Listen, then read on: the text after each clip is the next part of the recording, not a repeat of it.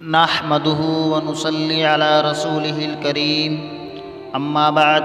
فاعوذ بالله من الشيطان الرجيم بسم الله الرحمن الرحيم وقال الله تعالى في القرآن الحكيم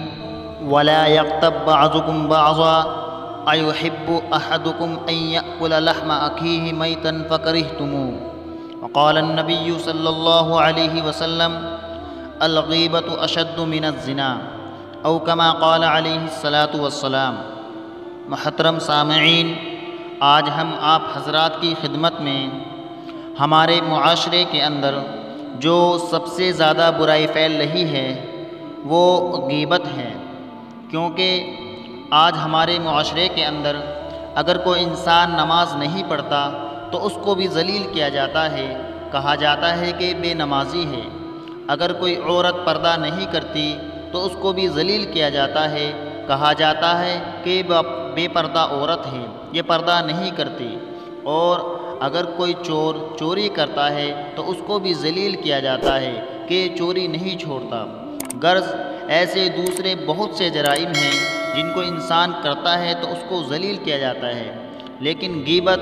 ایک ایسا پنپتا ہوا گناہ ہے جو انسان کرتا تو ہے لیکن اس پر کوئی آواز اٹھانے والا نہیں ہے۔ آج شاید ہی کوئی گھر یا کوئی بازار یا کوئی دفتر یا کوئی مسجدیں یا کوئی مدرسے یا کوئی کالج وغیرہ ایسے ہوں گے جن میں ہم زبان کا گندا بول نہ بولتے ہوں، حالانکہ آپ صلی اللہ علیہ وسلم کا کھلا فرمان ہے کہ جہنم میں سب سے زیادہ مرد اور عورتوں کو لے جانے والی چیز ان کی زبان اور شرمگاہ ہیں، کیونکہ ہر انسان اس پنپتے ہوئے گناہ کے اندر حصہ لیتا ہے اور اس کو احساس تک نہیں ہوتا کہ وہ کتنا سنگین جرم کر رہا ہے۔ زبان کا بول ایک ایسی چیز ہے جس کی وجہ سے انسان یا تو کسی کے دل میں اتر جاتا ہے یا کسی کے دل سے اتر جاتا ہے۔ ایک شخص آپ صلی اللہ علیہ وسلم کے پاس آیا اور فرمانے لگا کہ اللہ کے نبی، ہماری پڑوس کے اندر ایک عورت رہتی ہے، بڑی تہجد گزار ہے، بڑی بڑی عبادتیں کرتی ہے، لیکن زبان سے زہر اگلتی ہے، ادھر کی باتیں ادھر لگاتی ہے۔ آپ صلی اللہ علیہ وسلم نے ارشاد فرمایا لا خیر، یعنی اس کے لیے کوئی نیکی کا کام نہیں ہے۔ ہو سکتا ہے کہ وہ اپنے اس جرم کی وجہ سے، اپنے اس گناہ کی وجہ سے اپنے کیے ہوئے اچھے کاموں پر پانی پھیر دے اور وہ جہنم میں چلی جائے۔ اس کے بعد ایک شخص اور آیا اور اس نے کہا کہ اللہ کے نبی، ہمارے پڑوس میں ایک عورت ہے، وہ صرف نماز یعنی فرض نمازیں ادا کرتی ہے لیکن زبان کے میٹھے بول بولتی ہے۔ آپ صلی اللہ علیہ وسلم نے فرمایا ہو سکتا ہے اس کا یہی عمل اسے جنت میں لے جائے۔ اب یہاں ایک پوائنٹ کی بات ہے کہ جب انسان اتنی بڑی بڑی عبادتیں کرتا ہے تو پھر وہ اس چھوٹے سے جرم سے کیوں نہیں بچتا؟ تو اس کا جواب یہ ہے کہ شیطان بہت بڑا تاجر ہے، وہ جانتا ہے کہ مارکیٹ میں یہ سودا کون خرید سکتا ہے۔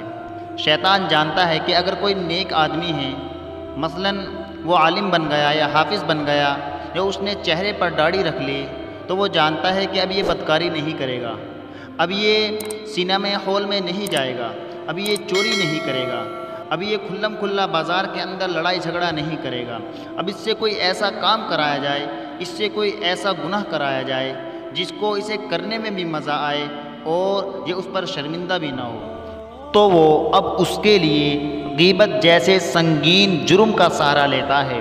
اور اس کے لیے غیبت کے دروازے کھول دیتا ہے اور اس کے لیے غیبت کی منزل کو آسان کر دیتا ہے۔ اسی طریقے سے عورتوں کے ساتھ بھی شیطان یہی سودا کرتا ہے۔ یہ غیبت اتنا سنگین جرم ہے، قرآن شریف کے اندر موجود ہے وَلَا يَغْتَبْ بَعْضُكُمْ بَعْضًا أَيُحِبُّ أَحَدُكُمْ أَن يَأْكُلَ لَحْمَ أَخِيهِ مَيْتًا فَكَرِهْتُمُوهُ۔ آیت کا ترجمہ یہ ہے کہ تم میں سے کوئی کسی کی غیبت نہ کرے۔ کیا تم میں سے کوئی شخص اس بات کو پسند کرتا ہے کہ وہ اپنے مردہ بھائی کا گوشت کھائے؟ یقیناً تم اسے ناپسند سمجھو گے۔ یعنی اگر کوئی انسان کسی کی غیبت کرتا ہے، گویا کہ وہ ایسا جرم کرتا ہے جیسے کہ کسی نے اپنے مرے ہوئے بھائی کا گوشت کھا لیا ہو۔ دیکھیے کتنی گھناؤنی حرکت ہے، انسان اپنے مرے ہوئے بھائی کا گوشت کھائے گا؟ اور حدیث شریف کے اندر موجود ہے الغیبت اشد من الزنا، غیبت زنا سے بھی زیادہ بری چیز ہے۔ یعنی غیبت کا تعلق جو ہے حقوق و لباس سے ہے۔ جب تک انسان اس انسان سے معافی نہیں مانگے گا جس کی اس نے غیبت کی ہے، تب تک اللہ تعالیٰ بھی اس کے اس جرم کو معاف نہیں کریں گے۔ اسی وجہ سے حدیث شریف کے اندر فرمایا گیا الغیبۃ اشد من الزنا۔ اور جب قرآن کریم کی آیت نازل ہوئی ولا یغتب بعضکم بعضا، تو صحابہ کرام نے آپ صلی اللہ علیہ وسلم سے دریافت کیا، مسلم شریف کی روایت ہے کہ اللہ کے نبی یہ غیبت کیا ہے؟ تو اللہ کے نبی نے ارشاد فرمایا ذکرک اخاک بما یکرہ،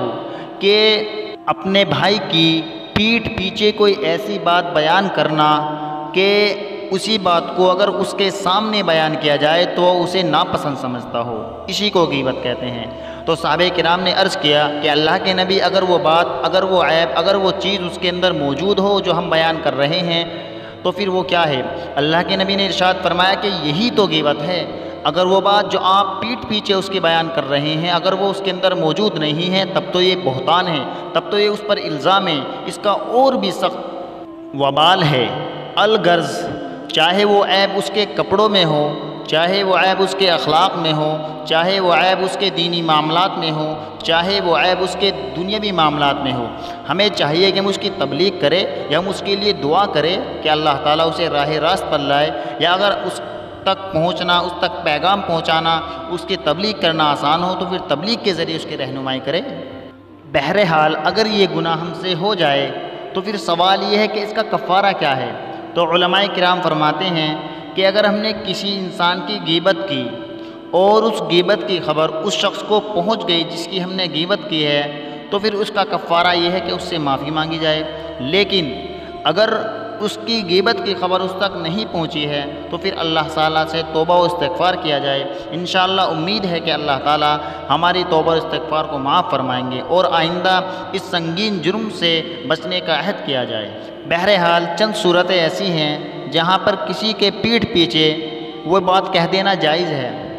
جیسے مطلب کوئی کافر ہے، اب کافر کی بات مسلمان کے سامنے کہنا اس کو راہ راست پر لانے کے لیے یہ بھی جائز ہے۔ اسی طریقے سے اگر کوئی انسان بد مذہب ہے یا کوئی اعلانیہ گناہ کرنے والا انسان ہے تو دوسرے انسانوں کو اس گناہ سے بچانے کے لیے اس کی بری باتیں ان نیک لوگوں کے سامنے کرنا جائز ہے۔ اسی طریقے سے اگر کوئی انسان کسی سے مشورہ مانگے مطلب رشتے کے لیے اور اس لڑکے کے بارے میں کچھ پوچھ تاچھ کرے تو وہاں پر بھی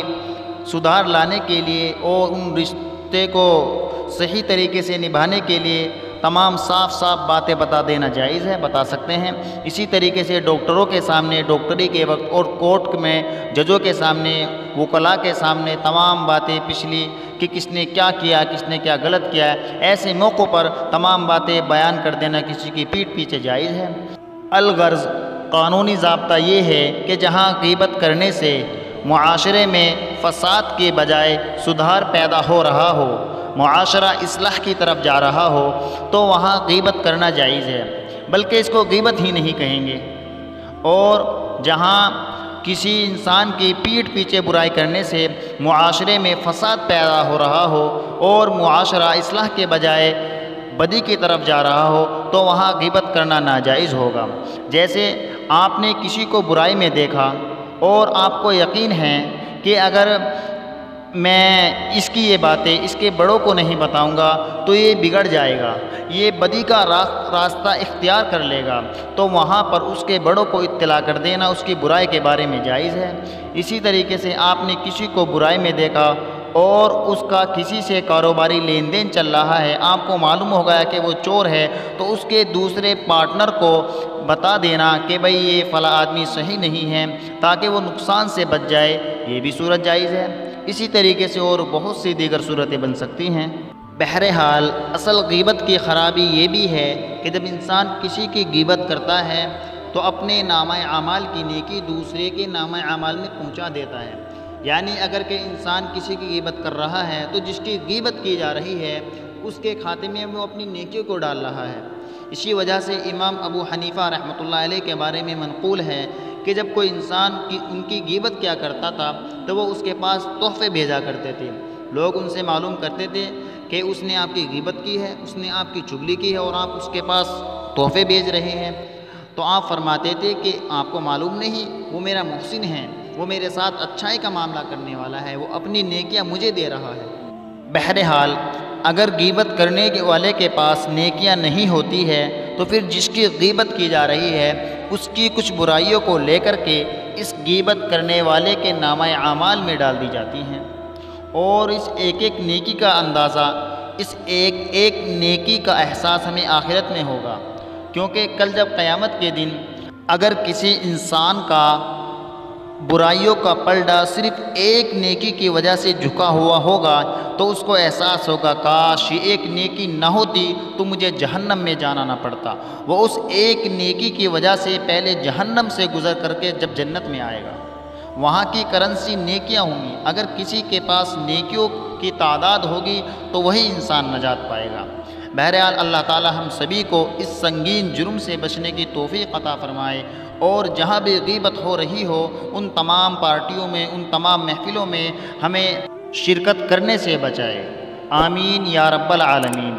حوصلہ افزائی کے لیے ویڈیو کو لائک ضرور کریں۔ مزید اسلامک معلومات کے لیے ہمارے یوٹیوب چینل اسلامک معلومات کو سبسکرائب ضرور کریں۔ شکریہ۔